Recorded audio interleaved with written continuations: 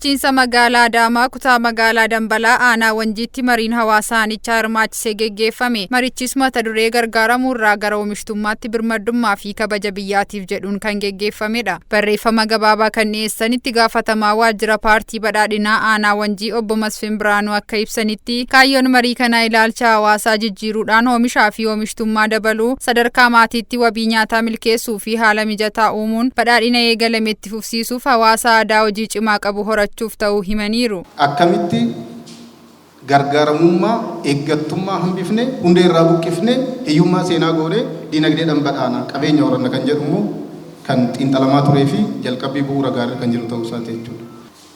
Kana keessatti kufuu keenya qabeenya qabnu potenshaala qabnu beekuu dhabuun rakkoo guddaa ture jechuudha. Kanarraa ka'amee kadhaan eeggattummaan gargaaramummaan akka salphinaa fi akka qaanitti ilaalame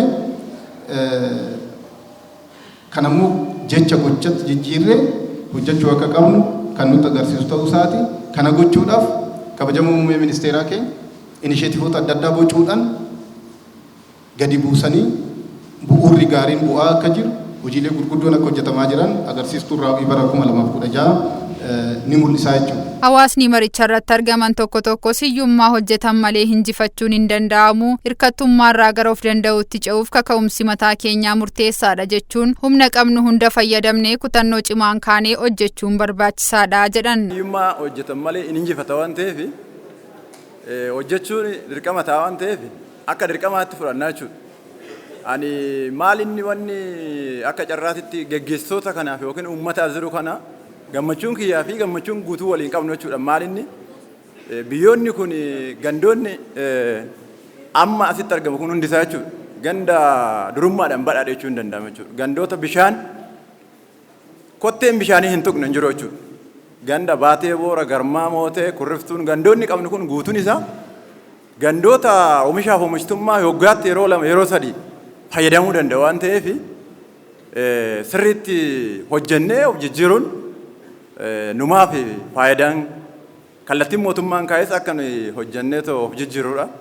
Barruun dhiyaate kan namatti tolu kan oomisha hundaa haala isaa mijeessu nuufillee kan nu kakaasee ta'ee hojiitti nu galchu. Gama biraatiin fakkiidhaa fi diinni diina kiyyaa fira kiyyaa jedha. Maal jechuudha? Diinni eenyu? Hiyyummaadha. Firri isaa hoo inni ijoodha. Lachuu nu fayyada. Kanaaf hammaa achi hiyyummaadhaaf hin jilbeeffannu jennee waadaa agarra. Bulchaan bulchiinsa aanaa Wanjii obbo Qumbiiloon Galee akka jedhanitti deeggarsaa fi hirkattummaa jalaa ba'uuf misooma qofatti amanuun jijjiiramaaf of qopheessuu qabna. Maxxantummaa yoo jibbine oomishtummaa dabaluu fi imaammata mootummaan gadi buuse shakkii tokko malee fudhachuun hojiirra oolchuu qabnaa jedhan. Ilaalcha gargaaramuu jedhu keessaa bahuu qabnaa waan jedhu ejjennoo ilaalcha eeggattummaa maxxantummaa waan jedhu yoo sirriitti ilaalle gaarii ta'a jechaadha. Kanaafanii yaadama tokko isa wasirratti qabanne gaara. So gargaaramuu maxxantummaa yoo kan jibbinu ta'e maal gochuu qabna? Oomishtummaa keenya dabaluudha jechaadha. Qabxiin lammataa oomishtummaa keenya dabaluudha. Oomishtummaa dabaluudhaaf maal jedhame duratti istiraateejii mootummaan gad buuse maaltu jira? Gaaffiin jedhu ka'ee jira jechaadha.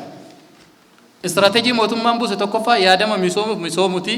Akkamitti misoomna kan jedhu gadi buusee jira jechuudha. Inisheetiivii gadi buusee jira. Yeroo ammaa kana inisheetiivii mootummaan gadi buusee hojiirra oolchuun akka aanaa keenyaatti waan kaleessan baratamne oomishaa fi hojiileen misoomaa garaagaraa hojjetamaa jira. Kana itti fufsiisuuf ammallee ciminaa fi qindoominaan hojjechuun barbaachisaadhas jedhaniiru. Filannoon nuti qabnu tokkoof tokko misoomuudhaaf yaadama hubachuudha.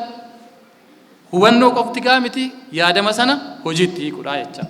Kun tokkoon ga'ee nama as jiruu kana ta'uutu sarraa eegama.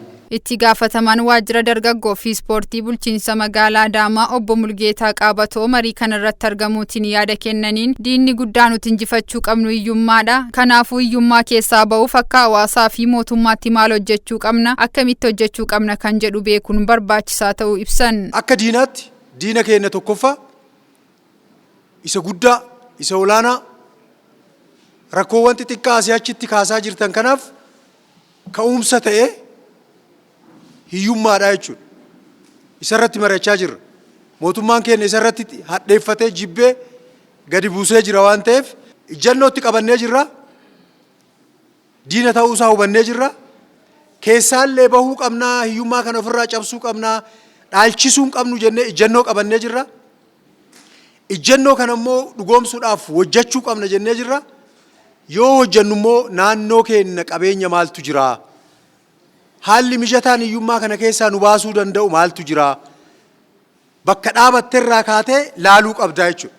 Itti dabaluunis biyyi tokko gootummaan ishee kan beekamu yoo qabeenya qabaatte ta'uu beeknee qabeenyaa fi albuuda naannoo keenya jiru hunda duguugnee fayyadamuudhaan dachee magariituu waan irra facaasan biqilchitu kanatti fayyadamnee badhaadhina waloo fiduudhaaf haa hojjennu jechuun dhaamaniiru. Hundi keenya akaafaa qabnu, doomaa qabnu, qotiyyoo qabnu, meeshaa qabnu hundaan baanee dhimma oomishaaf oomishtummaa keenya dabaluudhaaf hojjechuu qabnaadha. Gaafa hojjettu, gaafa qotattu, gaafa bocattu eenyu mataa keessa dha'aa jirta. Diina sana mataa keessa dha'aa jirta. Diinni eenyunni hiyyummaadha. Naannoo wayyoo misoomsante hiyyummaa kililii sanaa baaftee jirta. Naannoo sanaa baaftee jirta. Ariitee jirta. Achi sissitee baafta. Achi sissitee baafta.